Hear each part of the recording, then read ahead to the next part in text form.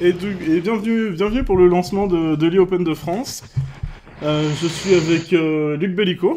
Bonjour Luc. Bonjour tout le monde. Et donc on va comme prévu, comme promis, vous présenter l'ensemble des équipes dans quelques instants. Vous avez un premier aperçu à l'écran. Avant de commencer sur la présentation des équipes et de la première poule, on voulait tout de même remercier tout le monde, parce qu'on s'est lancé un peu à l'aveugle, et on a été vraiment très satisfait des réactions qu'on a eues, de l'ensemble des équipes qui sont inscrites. Merci à toutes les personnes qui sont inscrites. Et on voulait aussi s'excuser vis-à-vis de toutes les équipes qu'on a dû refuser, parce qu'on a été un peu victime de notre succès, entre guillemets, et arrivé à l'approche de 32 équipes, on a dû annoncer qu'on allait arrêter à 32 équipes, et il y a déjà presque une dizaine d'équipes qu'on a dû malheureusement refuser. Donc vraiment, on s'excuse, et on espère les retrouver toutes lors de la deuxième édition. Donc on va démarrer avec la présentation des poules. Aujourd'hui, ça va être vraiment un tout petit stream, on va présenter les 4 poules. Mais c'est aussi pour vous faire découvrir la chaîne, parce que je vous rappelle que tous les soirs, il y aura le plus beau match, entre guillemets, qu'on essaiera de commenter avec des invités si possible, sur la chaîne, et voilà. Vous pourrez aussi retrouver cette présentation dès demain midi sur YouTube, ainsi que tous les jours un petit bulletin sur YouTube, sur la chaîne de Luc. On vous donnera toutes les infos sur Facebook, si vous ne l'avez pas déjà lu dans le règlement. Donc on attaque. Alors... Petit point d'information avant d'attaquer complètement. Pour les indices, on n'a pas été regarder les PP, et on a fait selon notre jugement pour départager les équipes qui avaient le même indice. Alors tout le monde ne sera pas forcément d'accord, mais en plus, comme il y avait des étrangers, etc., il a bien fallu trouver une méthode, et on a fait comme ça. Donc l'équipe qui nous semble être la plus... La favorite de l'épreuve, si on peut dire, c'est l'équipe Fenouil de Camicro, avec 6 premières séries nationales et 2 premières séries piques. Et dont 4 joueurs qui sont vraiment des joueurs habitués des divisions nationales, et je dirais même des divisions nationales 1, en la présence de Hervé Fleury, Xavier Dupuis, Jérémy Tignel et Jean-Luc Arroy. Et auxquels s'ajoutent Sophie d'Auvergne et Corinne Fèvre, qui sont, on va dire, qui flirtent avec l'équipe de France Open. Camicro, un des jeunes, alors même s'il est plus tout jeune, il a démarré peut-être un peu tard, mais un des jeunes qui monte très vite, et son partenaire habituel, Eric Bourgeot. Donc voilà, ça c'est l'équipe numéro 1 à la 10, donc il sera la tête de série pour la poule 1. Et donc si on reste dans la poule 1, on a fait en serpentin, donc la deuxième équipe de la poule 1, c'est l'équipe 8ème à l'indice, qui est l'équipe, on dirait, le sud du couple Ancessi, qui a monté cette équipe, une équipe du sud. Avec pas mal de noms connus, par exemple la paire Le Poder Curetti, qu'on connaît bien, qu'on retrouve à tous les festivals, qui gagnent énormément de choses, et qui récemment ont quand même terminé 2ème au championnat d'Europe à Istanbul. Donc vraiment une référence. Xavier Michaud-Larivière qui avait passé, je sais plus si c'était 1 ou 2 tours en sélection, mais bon, qui allait loin en sélection cette année. Et le reste de l'équipe est aussi très très fort. Bati Costi notamment, un des tout meilleurs joueurs corse, voire le meilleur. Je voudrais pas créer de... de tension. Je voudrais pas de créer corse.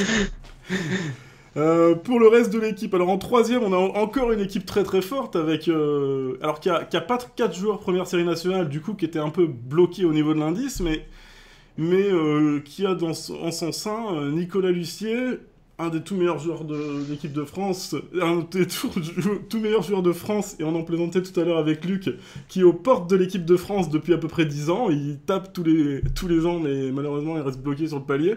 Mais bon, vraiment un des 10 meilleurs joueurs français. Son ancien partenaire Godefroy de Tessière, Anne-Laure Tartarin, qui est probablement une des toutes meilleures joueuses françaises actuellement, avec sa partenaire Jennifer Mourgue.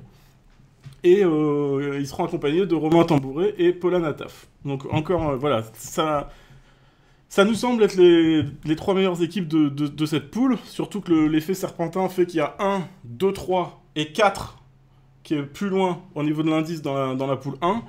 Du coup, au niveau des pronostics, en principe, ça devrait se jouer entre ces 3 équipes pour sortir de la poule. On vous rappelle qu'il y a 2 équipes qui sortent de chaque poule. L'équipe numéro 4, donc à l'indice de cette poule, est 16 en tout. Et l'équipe Barna Suisse, qui est une équipe, je sais pas comment on dit, suisso-espagnole. Donc on les connaît pas forcément très bien en France. Les seules informations que nous on a, c'est qu'ils sont tous dans les divisions 1 de leur pays. Alors après, voilà, c'est des pays qui sont un peu moins forts qu'en France. Du coup, c'est compliqué de dire, voilà, nous on a du mal à les juger. Ce sera un peu la surprise. D'ailleurs, les indices de valeur, on les a mis un peu au hasard. Il y a certains pics hors quota, d'autres nationaux hors quota. Voilà, c'est un peu la surprise et ils pourraient très bien créer la surprise et se qualifier. Voilà. Et donc les 4 équipes qui viennent après, je dirais qu'il y a la 5e qui est aussi très, très haut à l'indice parce que deux premières séries nationales et en première série pick, donc qui font un indice très élevé. Avec donc évidemment des noms qu'on connaît, hein, les 2 premières séries nationales, Christian Dola et Patrick Moutet, et qui sont accompagnés de joueurs un peu moins expérimentés. Donc là, j'imagine que ça va être une de ces équipes où, probablement, en fonction du line-up qui vont jouer, vont être plus ou moins forts si on se fie uniquement à l'indice. Du coup, ils peuvent vraiment avoir leur rôle à jouer dans qui va se qualifier dans cette poule. Et ensuite, il y a à nouveau un petit gouffre au niveau des indices, toujours pour cette histoire de Serpentin. Et on a les 3 dernières équipes qui ont un indice un peu moins élevé, des joueurs qu'on connaît un peu moins. Donc voilà, pour être tout à fait honnête avec vous, Luc et moi, on les connaît beaucoup moins. Alors Patrick Laborde, quand même, de l'équipe MSABG, qu'on connaît un peu tous, parce qu'on voit son nom passer dans tout ce qui est concours d'enchères et ce genre de choses, notamment, je crois, au niveau de la Bridge Academy. Donc probablement un très bon technicien. Et enfin, dans la poule, forcément, le petit poussé, c'est comme ça que marche le Serpentin. Donc l'équipe qui joue Caen, qui a un indice moyen de 3e série promotion, ça risque d'être dur pour eux, mais c'est tout à leur honneur de s'être inscrits, et on leur souhaite vraiment le meilleur pour cette compétition. Donc je vais passer la parole à Luc, qui va vous présenter la 2e poule. Allez, on commence cette deuxième poule par une équipe aussi monstrueuse. Donc le couple Duguay, Michel et Marlène qui jouent ensemble depuis à peu près 30 ans maintenant. On a Emmanuel No avec Eric Berquez, une paire d'habitués aussi, Christophe Ourset, le 4e de la sélection cette année, Édouard Beauvillain qui a gagné l'Interclub cette année, mais bon, parmi beaucoup d'autres accomplissements en France. Et puis 2 jeunes, Milan et Arthur, 2 bons copains. Et c'est aussi la seule équipe où il y a 3 membres de la même famille, donc ils nous ont posé des problèmes sur Excel. Oui, tout à fait. La 2e équipe, c'est une équipe qui a joué en DN1 cette année et qui a été renforcée par 2 premières nationales en plus, Saviou et Froin. Donc une équipe très solide sur laquelle on pourra compter, et forcément des candidats pour la qualification en quart de finale. Ensuite, on passe à l'équipe de Christophe et moi. Une paire junior, Raphaël et Mélik, donc membres de l'équipe de France junior. Donc Christophe et moi, on va pas trop se présenter. Mon partenaire Arthur Boulin, donc joueur très fort. Stéphane Torp, donc c'est un junior français qui joue actuellement pour l'équipe d'Autriche. Et puis pour finir, on a une petite paire américaine avec peut-être un joueur dont vous avez déjà entendu parler de temps à autre, un certain Zia Mahmoud, donc qui nous fera l'honneur de jouer un match, peut-être 2 pendant cette semaine. Donc évidemment on le streamera parce que c'est un événement d'avoir Zia, et on est très fiers qu'il soit venu nous rendre visite. On passe à la 4e équipe de la poule, donc qui est dont le capitaine est Thomas Sanchez, avec son partenaire Florian Lierman, donc vice-champion d'Europe junior il y a quelques années. Une paire qui joue sans atout faible, et ils sont accompagnés par quelques joueurs que je connais également, Carole Puyet, Landry Andrea Landry, Landry Andrea, qui sont des joueurs qui étaient dans mon équipe de DN3 il y a quelques années, très forts, Edouard Moret, 92. Enfin bon, une équipe qui tentera crânement sa chance pour se qualifier et qui en a les moyens. Ensuite, on va descendre un petit peu en termes d'indices avec l'équipe de Frédéric Haverbusch. Donc une équipe parisienne que l'on croise très fréquemment sous différentes formes à Paris, en interclub. Je les vois tous les ans. C'est aussi la seule équipe qui nous a envoyé un système avec la paire Fréjac Liamant qui joue le mini sans atout. Donc voilà, soyez pas surpris quand vous allez croiser à la table. Ensuite, une équipe que je ne connais pas du tout à titre personnel, tout comme Christophe, des premières cœurs qui vont tenter crânement leur chance. Et puis on finit par deux équipes au moins semi-jeunes, donc équipe Patate Family, donc représentée par trois juniors. Margot. Une petite erreur s'est glissée là, excusez-nous d'ailleurs. Ouais, Margot, Martin et Martin Nataf et non pas Paulin Nataf et Marie Coupel. Et puis la dernière équipe, l'équipe lyonnaise, le QLJB, donc le quai lyonnais des jeunes bridgers, un gros club de jeunes français. Je te laisse présenter la poule 3. Ok, on attaque avec la poule 3. Donc Nukai, alors Nukai, j'imagine que vous avez tous entendu parler de Nukai, qui est le nouveau projet d'intelligence artificielle dans le bridge, lancé par Jean-Baptiste Fantin et Véronique Ventos, qui sont donc les piliers de l'équipe. Une équipe très forte à 400 d'indices, avec notamment 4 joueurs première série nationale, et Jean-Baptiste Fantin, probablement qui est le mieux classé, qui est en DN1 depuis de nombreuses années, que ce soit en paire ou en 4. Donc vraiment une équipe très forte. Colin Deger qui est en équipe de France Junior. Jean-Pierre Desmoulins, vous voyez à son indice qu'il était première série nationale pendant très longtemps. Donc vraiment une équipe très costaud. Équipe numéro 2 de ce groupe-là, c'est l'équipe Challenge Magic. Alors Challenge Magic, pourquoi Challenge Magic? Parce que c'est l'équipe de François Picard, qui a le site Bridge Challenge. Je ne sais pas si vous connaissez, mais en gros, c'est beaucoup de quiz d'enchères et de ring. Je vous conseille d'y aller. Et Magic, parce que Bridge Magic de Pierre Saporta, évidemment, peut-être, enfin pour moi en tout cas, le meilleur livre de Bridge français, voire même que j'ai lu de toute ma vie. Il est vraiment excellent, je vous le conseille à tous si vous ne l'avez pas lu.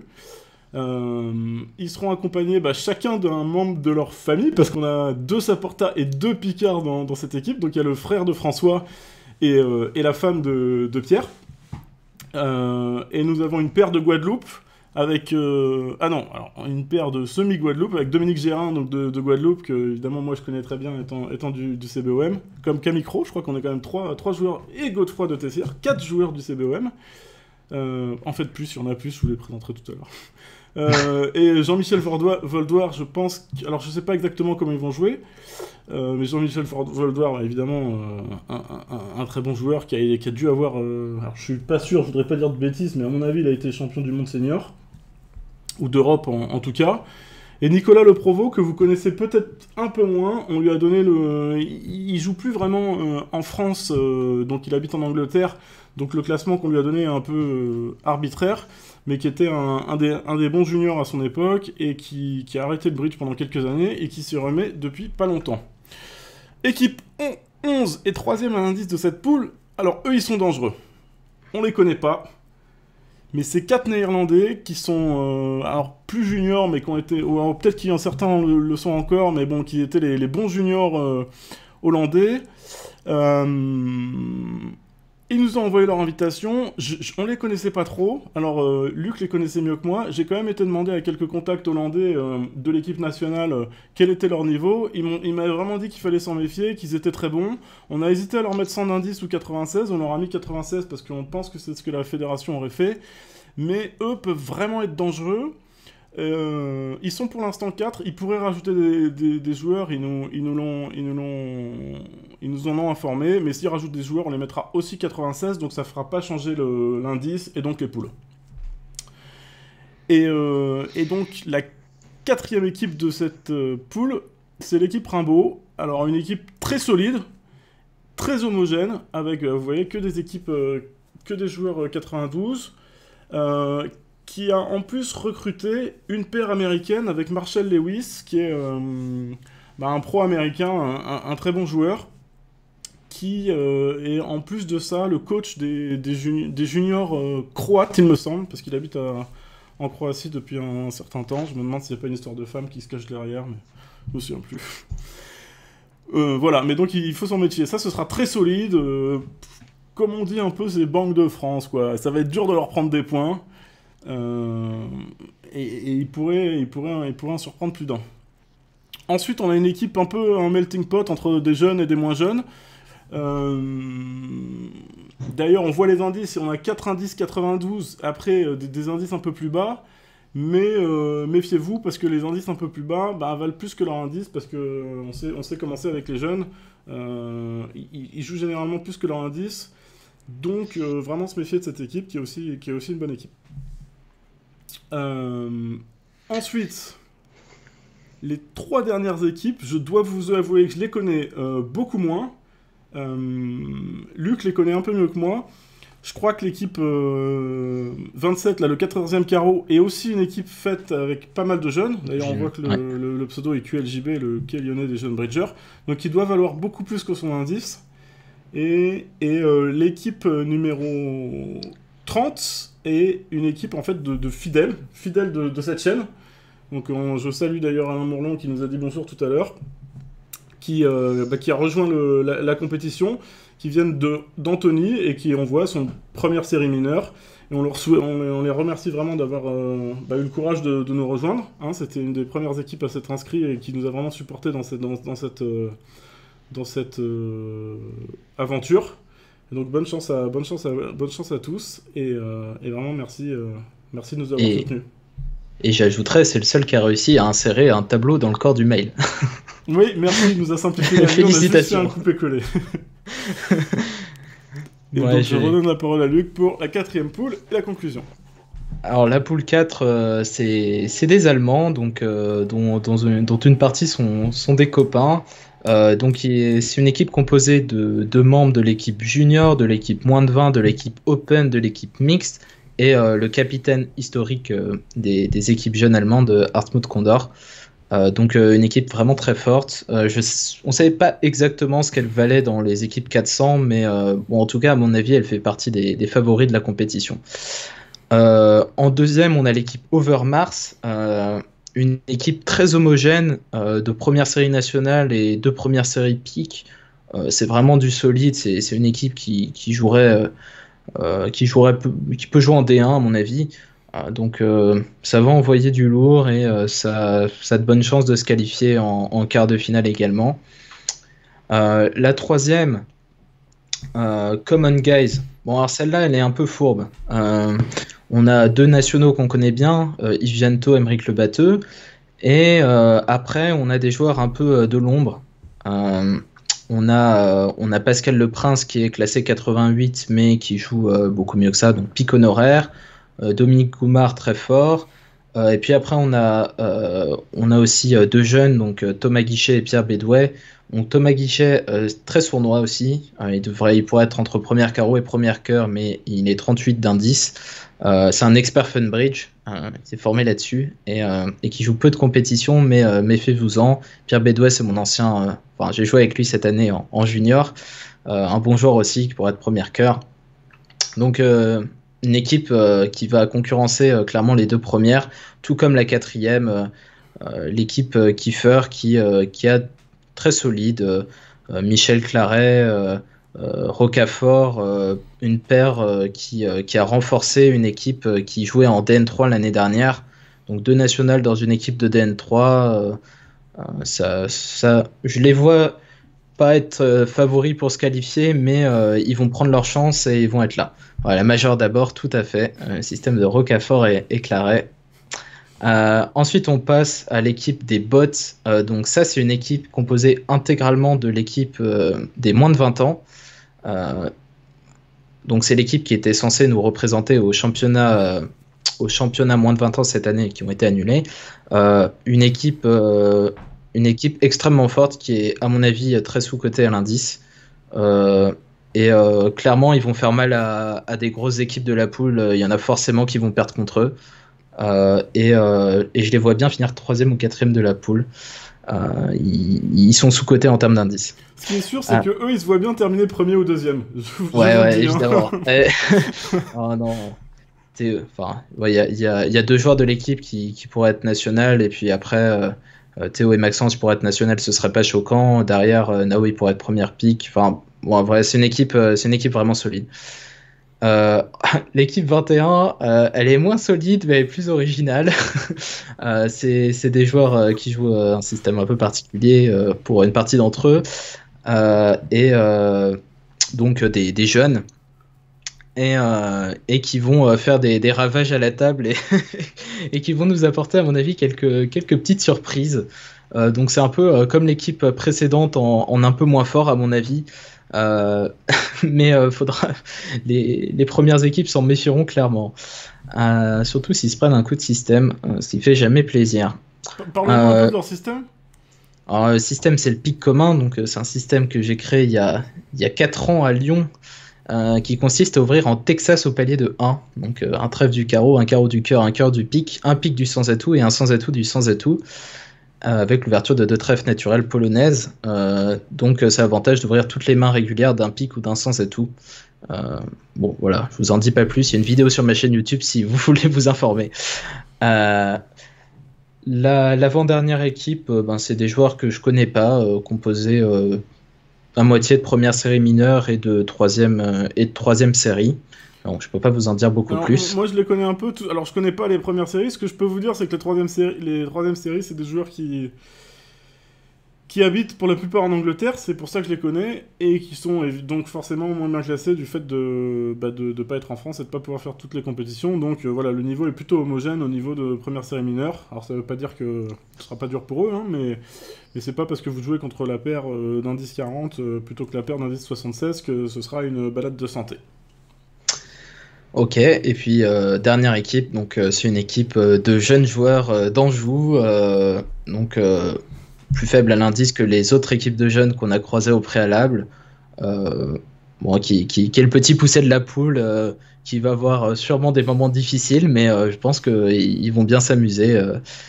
Ils vont bien s'amuser et pourquoi pas quelques petites surprises comme ils ont fait aux juniors. Voilà, donc écoutez, si vous avez quelques questions, n'hésitez pas. Pour tout ce qui est des line-up, on enverra sous peu des mails au capitaine pour leur expliquer toute la procédure. On affichera aussi dans pas longtemps la liste, l'ordre des matchs.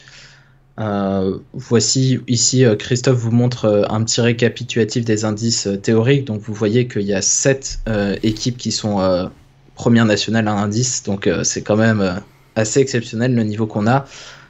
Pour se qualifier, il faut être une bonne équipe de D2 à mon avis, au minimum. Donc voilà, je vous souhaite bonne chance à tous. Alors pour l'instant, je vois pas de questions dans le chat, je vois des petits commentaires par-ci par-là.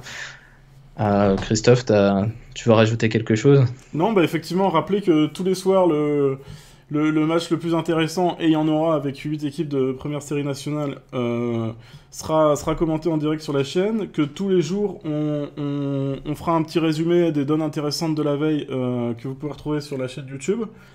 Et puis si vous avez des idées sur de l'animation qu'on pourrait faire autour de ce tournoi, vraiment n'hésitez pas à nous les partager, soit sur Facebook, soit par mail, soit en commentaire en direct sur les lives ou en commentaire des chaînes YouTube. On est vraiment preneur de tout ça. Alors on nous pose une question sur la confidentialité des donnes. Alors c'est très simple. Luc et moi on les génère. Si on a envie de les regarder, on les regarde, mais on vous promet qu'on va pas le faire. Et il n'y a que nous qui aurons accès et on va lancer les matchs. C'est nous qui lancerons tous les matchs, donc on donnera pas les donnes à un capitaine avant de lancer les matchs. C'est nous qui allons lancer tous les matchs. On a demandé les autorisations à BBO pour pouvoir lancer un grand nombre de matchs d'un coup. Et d'ailleurs, on est passé un peu rapidement tout à l'heure, mais dans notre équipe, il y a Stéphane Torp qu'on remercie énormément. Ouais. Il a passé beaucoup de temps pour développer une petite moulinette qui nous permet de lancer plein de matchs rapidement, ce qui va nous permettre justement sur 2 comptes de pouvoir lancer tous les matchs. Donc voilà, si vous nous faites confiance à nous, personne n'aura accès au Don. Si vous nous faites pas confiance à nous, bah effectivement, peut-être que nous deux, on pourra tricher. Alors, la deuxième question, c'est même Don pour tous les matchs. Oui, c'est les mêmes dons pour tous les matchs, mais les kibitz sont fermés et le match qu'on streamera en direct, il commencera avec un gros décalage donc à 21h30, donc une demi-heure de décalage pour éviter qu'on puisse regarder le stream trop facilement et voir les dons qu'on est en train de jouer. Bon voilà, après pour ce qui est de la triche pure et dure, si les partenaires ont envie de s'appeler, bon ben la seule chose qu'on pourra faire c'est regarder s'il y a des scores extravagants avec un butler extravagant et puis on en tirera les conséquences nécessaires, mais on espère comme d'habitude qu'il y aura un bon état d'esprit comme la plupart des compétitions que j'ai organisées auparavant. Alors des arbitres, c'est une très bonne question. Alors parmi nous là, il y aura toujours. Alors quand je dis nous, c'est l'équipe des organisateurs, là, les gentils organisateurs. Il y aura toujours quelqu'un qui sera là. Cependant, de notre expérience et surtout l'expérience de Luc qui a fait beaucoup de tournois, s'il y a un problème, de toute façon, vous pouvez continuer à jouer parce que les problèmes qui ont besoin d'un arbitre immédiatement, ils peuvent pas vraiment arriver sur BBO puisque il y a le problème d'explication, il est moindre parce qu'on explique son enchère aux 2 adversaires, on peut pas faire d'entame en retour. Et du coup, s'il y a des problèmes sérieux du type un tempo ou quelque chose comme ça, vous pourrez toujours faire un compte-rendu après le match. Et puis à l'issue du match, vous nous faites un mail, vous nous contactez, et puis on analysera la situation pour essayer de rendre le jugement le plus juste. Alors, question, en cas de souci, vous appelez le capitaine. Alors ce qu'on va faire, on vous enverra toutes les infos pour ça. Mais en gros, on va envoyer à l'ensemble des capitaines, probablement dimanche, mais peut-être demain soir, l'ensemble des choses à faire. Et dans ces choses à faire, il y aura d'envoyer le line-up au minimum 2 heures avant le début du match. Ce sera des line-up à l'aveugle, donc il n'y aura pas vraiment de équipe qui reçoit, équipe qui est reçue. Donc chaque paire envoie son line-up. Nous, on crée les matchs. Et voilà. Alors pour l'alerte no agreement, finalement, on a décidé de laisser comme c'est à la FFB. C'est-à-dire que si vous n'avez pas d'agrément, vous mettez no agreement. On n'a pas voulu s'attaquer à ce chantier pour la première édition, qui est un peu polémique pour clore le débat. Exactement. On peut changer de compo. Vous avez jusqu'à 2 heures avant le début du match pour changer la composition. Si la question est-ce qu'on peut changer de joueur après 8 dons, la réponse est non. Ceux qui jouent des systèmes du type pic commun, ils doivent l'envoyer avant, non, ou sans atout faible. Je crois que il y a 2 systèmes concernés par ça, c'est le pic commun et la majeure d'abord. Donc on va demander au capitaine, ou on va le faire nous-mêmes d'ailleurs, on va prévenir les adversaires de la spécificité du système. Pour ce qui est le sans atout faible, ça me paraît un petit peu abusif, c'est quand même quelque chose qu'on rencontre assez fréquemment. Mais pour le pic commun et la majeure d'abord, on préviendra les capitaines des équipes adverses au préalable. Donc voilà pour les réponses, je sais pas si vous avez d'autres questions, n'hésitez pas, c'est le moment. Puis sinon on va clore. Ouais. Merci pour l'organisation. De rien. Alors, on nous a aussi posé une question par mail, quand même une question intéressante sur les déconnexions. Si quelqu'un déconnecte, qu'est-ce qu'on fait? Alors on a pris le parti de dire que à l'époque à laquelle on est, il y a la connexion ADSL. Si on a un problème, on peut toujours se connecter sur mobile. Du coup, on n'accepte pas les remplacements. Vous avez le droit d'avoir un problème de connexion, mais vous devez revenir sous les 15 minutes. Et si vous revenez pas sous les 15 minutes, eh ben les dons non joués seront pénalisés de 3 IM par don. Alors les adversaires peuvent décider, ok, on attend un peu plus, c'est leur choix. Mais s'ils disent non, ça fait trop longtemps et on veut arrêter, eh ben vous perdrez 3 dons par 3 imp par don non joué. Vous allez avoir les compos des poules. Ben, on les a donnés là, non? Peut-être arrivé en retard, mais on a commencé par ça. Tu peux peut-être refaire un petit tour rapide. On peut vous les rapide. remontrer rapidement. Donc je vais peut-être montrer que les 4 premières équipes, ou enfin je sais pas. Donc l'équipe 1, on a l'équipe Fenouil, On dirait le Stud, ES, Barna Suisse qui sont des... Avoir le fichier Ah. de publication. Alors le fichier, vous l'aurez... en fait, on veut pas le distribuer tant qu'il n'est pas complètement définitif. Pourquoi il n'est pas complètement définitif? Parce que les équipes, c'est ce qu'on avait annoncé au début, et on va respecter cette partie de ce qu'on avait annoncé, ont jusqu'à demain 22h pour compléter leurs équipes. Donc on attend ce moment-là. Cependant, vous pourrez revoir la vidéo, soit ici, pour ceux qui savent faire, ou sur YouTube à partir de dès qu'on l'aura mis sur YouTube, donc demain midi et plus tard. Mais on veut pas envoyer quelque chose de... Ça, c'est pas 100% définitif. Ça va pas bouger, et on a déjà décidé que s'il y avait des changements mineurs d'indices, mais qui devaient changer 2 équipes, on changerait pas, parce que voilà, on en a parlé. Mais s'il y a un changement majeur... Première nationale qui s'ajoute dans une équipe de première mineure. Voilà, par exemple, peut-être qu'on fera l'ajustement, et ça pourrait changer les poules. Et pareil, alors, on tenait à vous prévenir, pour pas que vous nous sautiez dessus. Chaque poule aura pas le même ordre des matchs. C'est-à-dire que le jour où l'équipe première à l'indice et l'équipe deuxième à l'indice de la poule vont se jouer, ce sera pas le même jour. Pourquoi on fait ça? Ce sera pas le même jour dans toutes les poules. Pourquoi on fait ça? Pour pouvoir avoir les matchs les plus intéressants possibles à diffuser sur la chaîne. Et du coup, on est obligé de faire un petit décalage. Ça revient au même, ça change strictement rien hein, pour l'équité du tournoi, mais ça permet d'avoir des retransmissions plus intéressantes. Les zones 2 sont à l'impression des adversaires, j'imagine. Alors tu peux voir ce point dans le règlement que tu vas trouver, dont tu pourras trouver le lien sur la page Facebook. Donc le principe c'est que si c'est un misclick évident, l'undo doit être donné, et si ça l'est pas, c'est les adversaires qui choisissent ce qu'ils font. S'ils n'ont pas envie de le donner, ils ne le donnent pas. Et s'il y a un conflit entre les deux, il y aura un undo qui arrivera à la table pour régler le conflit. Voilà. Pour les droits TV, ça déconne pas. mais cependant, juste reviens sur l'histoire de l'undo. Luc a complètement raison. Mais sachez que... À part si vous le faites immédiatement, et que c'est clair que c'est possible que ce soit un undo, que ce soit un misclick, si vous faites un misclick et que les adversaires veulent pas vous le rendre...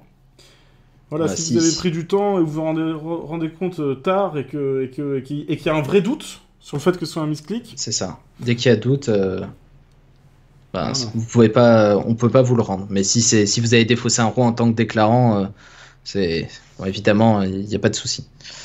Il y aura une pub pour les Stada à la mi-temps. Tout dépend de combien il nous propose. Bon voilà, écoutez, on a fait le tour. On n'a pas parlé des invités éventuels sur la chaîne, peut-être.